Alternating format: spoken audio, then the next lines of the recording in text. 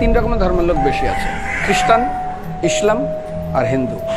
100 জন খ্রিস্টানকে যদি একই প্রশ্ন করে তোদের ভগবানকে, একবারই বলবে আমাদের ভগবান ঈসা মসিহ, যিশু ক্রাইস্ট।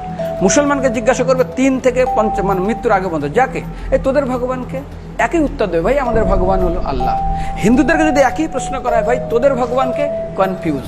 100% হিন্দু 100% কনফিউজ, জানে না ভগবানকে।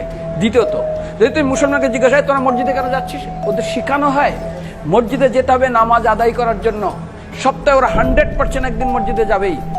তুমি যদি খ্রিস্টানদের জিজ্ঞাসা করো তোমরা কেন কোথায় যাবে, কোথায় যাও না, আমাদেরকে একদিন তারা চার্চে যাবে। কেন? ঈশ্বরে প্রার্থনা করার জন্য। ওদের শেখানো হয় জন্মের থেকে, এটা সংস্কার।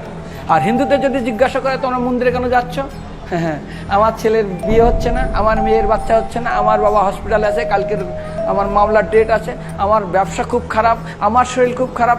99.99 হিন্দু জানে না মন্দিরে কেন আসা উচিত, তাদের ভগবানকে মৃত্যুর পরে কোথায় যাবে। মুসলমানকে জিজ্ঞাসা করবে মৃত্যুর পর কোথায় যাবে, বলবে ভাই নামাজ রোজা যদি না করি দোজকে যাব, অর্থাৎ নরকে যাব। যদি হিন্দুদেরকে জিজ্ঞাসা, ওদেরকে বলবে আর যদি করো নামাজ রোজা করি তাহলে বেহেশতে স্বর্গে যাব। যদি খ্রিস্টানদেরকে জিজ্ঞাসা করো, এই তোমরা যদি আমরা ঈশ্বর আরাধনা করি হেল অর্থাৎ নরকে যাব। যদি বলা হয় যদি করো ঈশ্বর আরাধনা তাহলে তোমরা হেভেন স্বর্গে যাব। আর হিন্দুদেরকে বলে যে তোমরা মরার পরেই 99% হিন্দু এটাই বলে, মিথ্যাই বলে, আমার বাবার সাজ্ঞানে স্বর্গে গিয়ে বসেছে। তোর বাবা কি জমি কেনা আছে নাকি স্বর্গে? তোর বাবা জমি কেনা আছে যে তোর বাবা মরার পরে স্বর্গে গেছে হোয়াটসঅ্যাপ করে দেখি এই যে অ্যাটাচ বাথরুম টয়লেট আমি একদম ভালোভাবে পৌঁছে গেছে, তোর বাবা স্বর্গে গেছে জানিস তুই? আরে মৃত্যুর আগে এত কষ্ট পায়, এত কিছু করে, মারার পরে আমার বাবা স্বর্গে গেছে।